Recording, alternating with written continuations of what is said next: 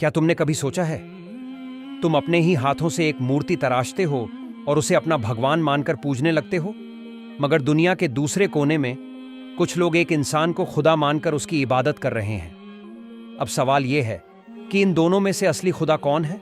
देखो, असल में खुदा वो हस्ती है जिसने हर चीज को पैदा किया है, जो सबसे ज्यादा ताकतवर है और सब कुछ जिसके बस में है। अब गौर करो, जिस मूर्ति को तुमने खुद बनाया वो तुम्हारा खालिक, बनाने वाला कैसे हो सकती है? ठीक इसी तरह एक इंसान कभी खुदा नहीं हो सकता, क्योंकि वो खुद किसी दूसरे इंसान के जरिए इस दुनिया में आया है।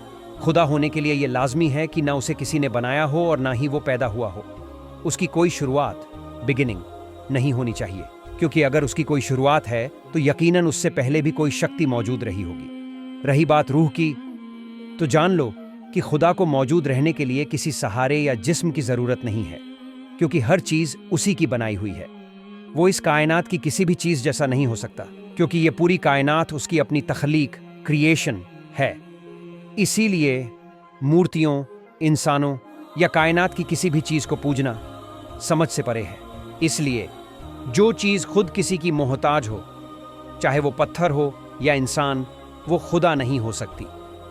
इबादत के लायक सिर्फ वही है जिसने सबको वजूद दिया।